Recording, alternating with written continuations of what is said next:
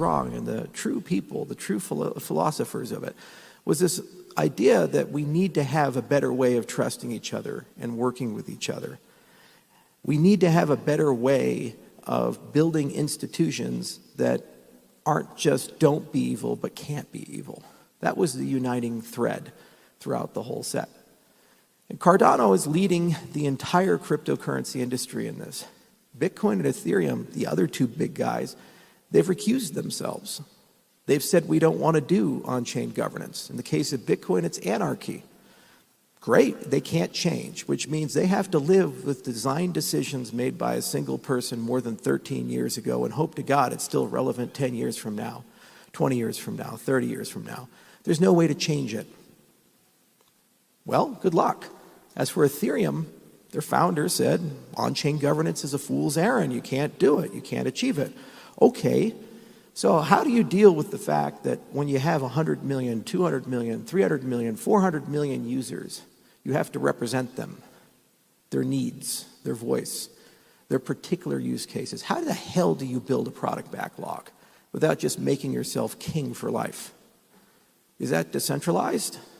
Is that what we signed up for, having a beneficent leader who lives on the mountaintop? How are we any better than what we assert that we're going to replace?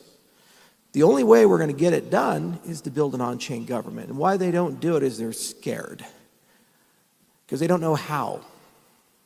There's trust issues. It's hard. How do you maintain the consistency we've all come to love and admire and enjoy? 2,100 days plus. The Cardano network has been running 24 hours a day, 7 days a week by you, the stake pool operators. Never down, 24 hours a day, 7 days a week. Microsoft has gone down since then.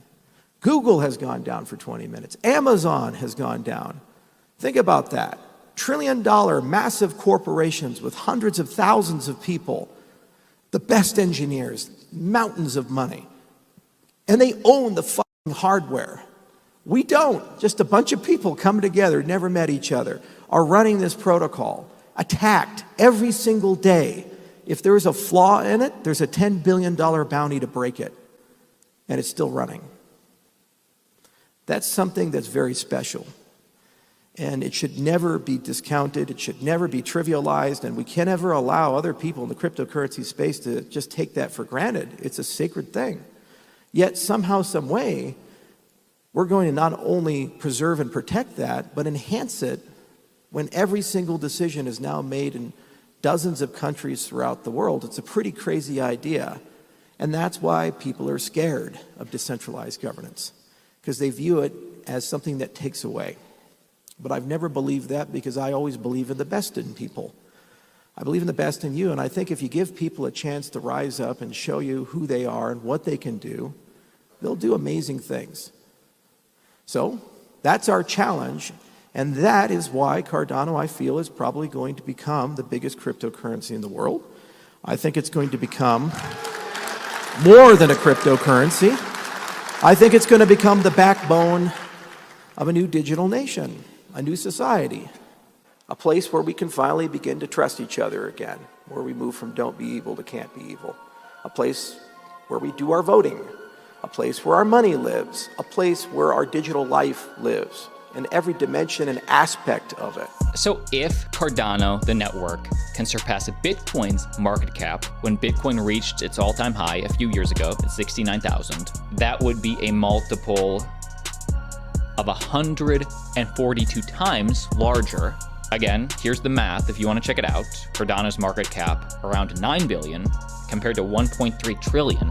And if/when that would happen, that puts the price of one ADA around $36.92. Well, what about if Cardano, the network, becomes like a new digital nation? And more important than what if that happens is why would that happen? Why does the world need this? Because we deserve that. It's 2023. We do. We don't need to live in economic systems, political systems that were designed in the 18th century and 19th century. I'm sorry. The world's moved on. Apparently women are equals. Go figure. Apparently People should be equal to each other. People should, each and every person, regardless of who they're born to, their last name, the geography that they come from, should be the same.